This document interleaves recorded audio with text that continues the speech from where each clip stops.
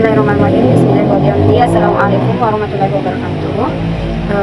Saya atas nama Kiki dengan NIM 2258623221.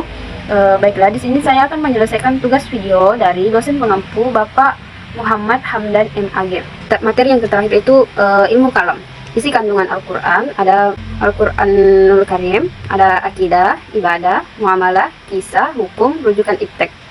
Nah, isi kandungan Al-Quran secara umum seperti tauhid dan keimanan kepada Allah, petunjuk hidup dan hukum-hukum Islam, doa dan permohonan, kisah dan sejarah Nabi, nilai-nilai moral dan etika, perintah dan larangan, konsep kehidupan dan akhirat, prinsip keadilan dan persaudaraan, dan isyarat iptek.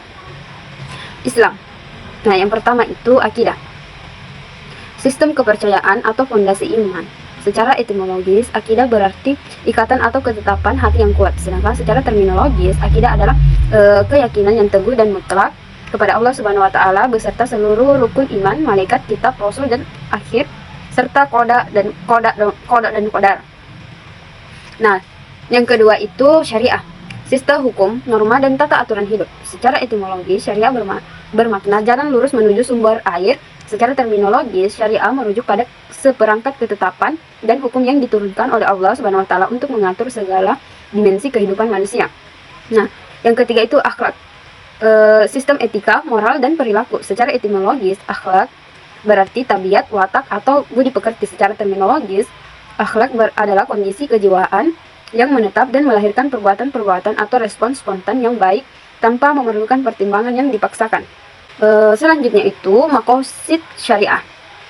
Maqasid syariah adalah tujuan atau hikmah dibalik ditetapkannya syariat Islam, yakni untuk meraih kemaslahatan, kebaikan, serta menolak kemudaratan, kerusakan umat manusia di dunia dan akhirat.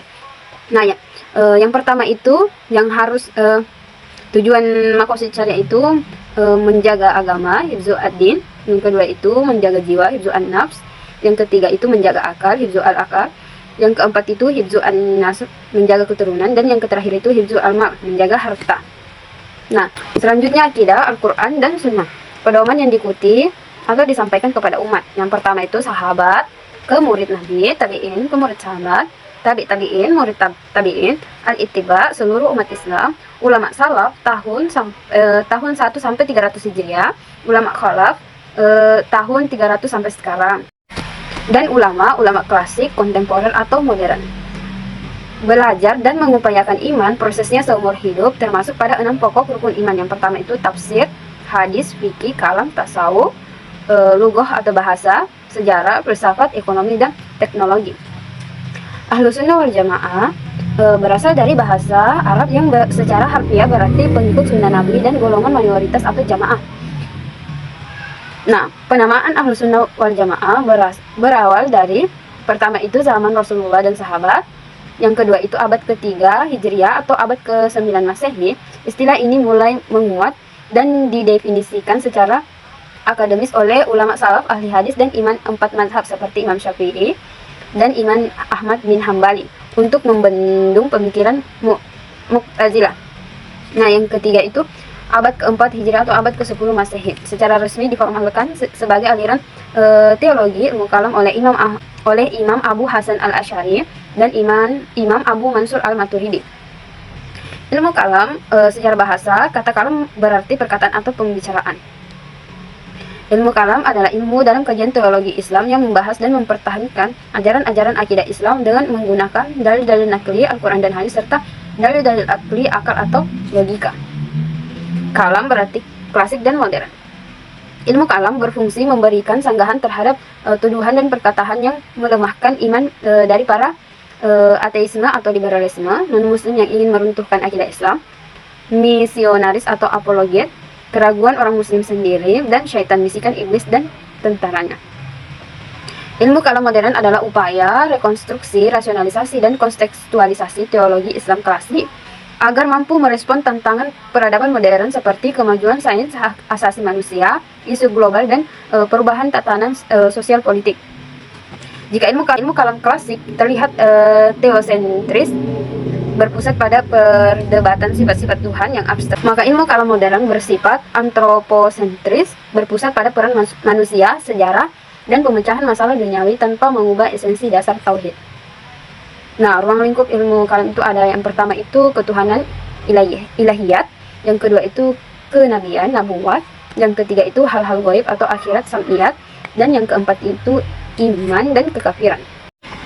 Kaidah dan atau skema argumentasi untuk membela akidah Islam. Yang pertama itu tatsbit al-akidah, yaitu menetapkan akidah yang benar terlebih dahulu.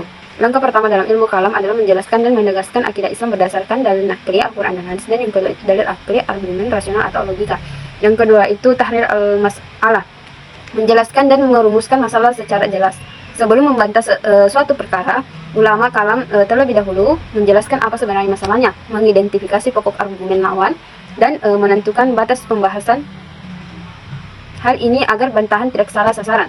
Nah, yang ketiga itu irad al-syubhat, memaparkan argumen atau syubhat keraguan. Dalam metode kalam, syubhat lawan sering dipaparkan terlebih dahulu secara objektif, misalnya keraguan tentang keberadaan Allah, keraguan tentang sifat-sifat Allah, dan keraguan tentang takdir atau kenabian. Ini bertujuan agar bantahan dilakukan secara ilmiah. Nah, yang keempat itu nakat al-syubhat, mengkritik dan membantah syubhat. Argumen yang salah dibantah melalui logika rasional, analisis kontradiksi, dan dalil Al-Quran dan hadis. Nah, yang kelima itu iqamat al-dalil, menegakkan dalil yang benar setelah membantah argumen salah ulama kalam, kemudian mengemukakan dalil yang kuat, menjelaskan argumentasi yang benar, dan menguatkan kembali akidah Islam. Dan yang terakhir itu ilzam al-qasam, memaksa lawan menerima konsekuensi logis dari argumennya. Ini adalah teknik debat dalam ilmu kalam, yaitu menunjukkan kontradiksi dalam argumen lawan dan memperlihatkan bahwa argumen tersebut tidak konsisten. Nah, itulah tadi tugas video dari saya. Kurang dan lebihnya mohon dimaafkan. Wassalamualaikum warahmatullahi wabarakatuh.